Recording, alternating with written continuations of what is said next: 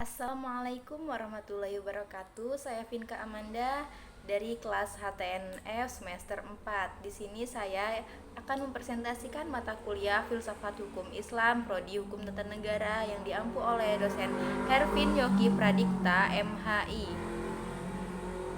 Yaitu dengan judul Makna Hakikat Sesuatu Menurut Filsafat. Definisi hakiki atau esensial adalah pernyataan hakikat sesuatu, yaitu suatu pengertian yang abstrak, hanya mengandung unsur-unsur pokok yang diperlukan untuk memahami suatu golongan tertentu dan untuk membedakannya dari golongan-golongan lain, sehingga sifat-sifat golongan tersebut tidak termasuk dalam hakikat sesuatu itu. Selanjutnya itu pengertian filsafat hukum Islam. Filsafat hukum Islam terdiri dari 3 kata, yaitu filsafat, hukum, dan Islam. Filsafat hukum adalah pengetahuan tentang pemikiran mendalam, sistematis, logis, dan radikal tentang berbagai aturan yang berlaku dalam kehidupan manusia, baik aturan bermasyarakat maupun aturan bernegara. Hukum adalah peraturan-peraturan yang tentang perbuatan dan tingkah laku manusia dalam lalu lintas hidup. Secara ringkat, hidup berarti hukum ketetapan. Adapun pengertian filsafat hukum Islam yaitu kajian filosofis tentang hakikat hukum Islam, sumber asal muasal hukum Islam, dan prinsip penetapannya, serta manfaat hukum Islam bagi kehidupan masyarakat yang melaksanakannya. Dengan demikian, yang dimaksud dengan filsafat hukum Islam adalah setiap kaidah, asas, atau mabda, aturan-aturan pengendalian masyarakat memeluk agama Islam. Kaidah-kaidah itu terdapat dalam berupa Al-Quran, hadis, pendapat sahabat dan tabi'in, ijma ulama, fatwa lembaga keagamaan. Filsafat hukum Islam diartikan pula dengan istilah hikmah at-tasyri'. Selanjutnya yaitu faktor yang menjadi ciri filsafat hukum Islam. Wacana atau argumentasi menandakan bahwa filsafat memiliki kegiatan berupa pembicaraan yang mengandalkan pada pemikiran raiso tanpa verifikasi uji empiris atau perbincangan dengan menutup mata.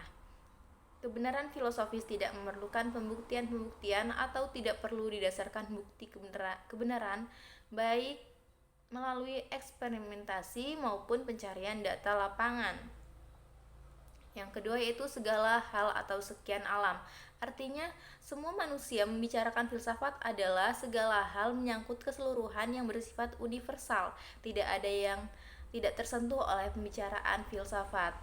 Yang ketiga yaitu sistematis. Artinya perbincangan mengenai segala sesuatu dilakukan secara teratur, mengikuti sistem yang berlaku sehingga terhadap hadapannya mudah diikuti. Dengan demikian, perbincangan tersebut tepat atau tidak dapat diikuti dan dikaji oleh orang lain, meskipun pada akhirnya hanya ada satu pengertian mengenai sesuatu yang dimaksud.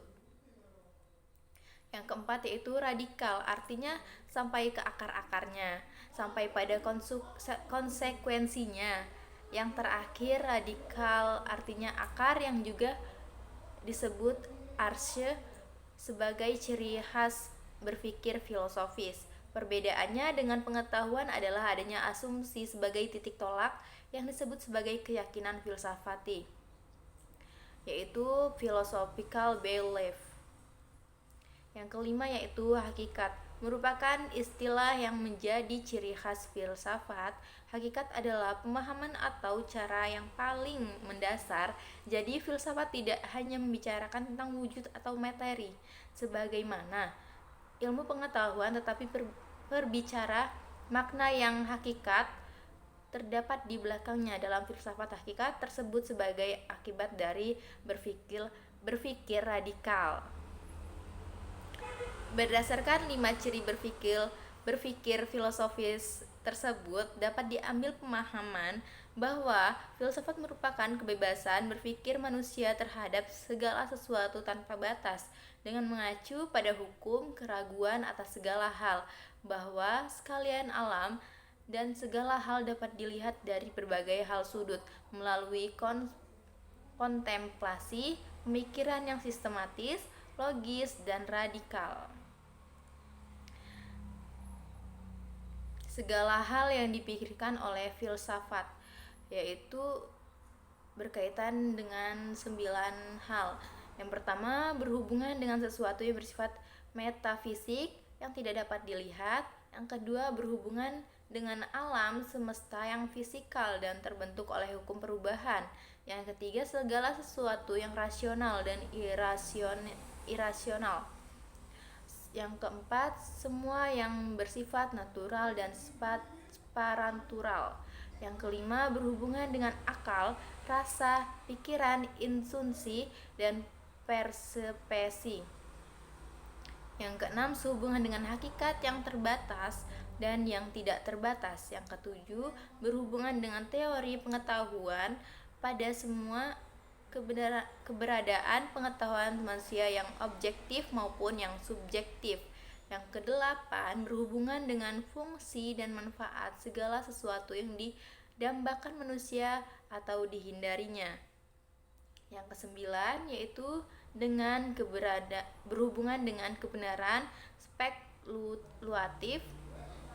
spekulatif yang bersifat rasional tanpa batas sehingga berlaku pemahaman dialektis terhadap berbagai penemuan hasil pemikiran manusia, tesis yang menghasilkan antitesis dan tercapainya sintesis.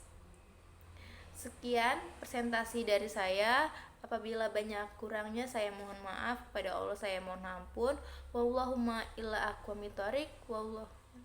Wassalamualaikum warahmatullahi wabarakatuh.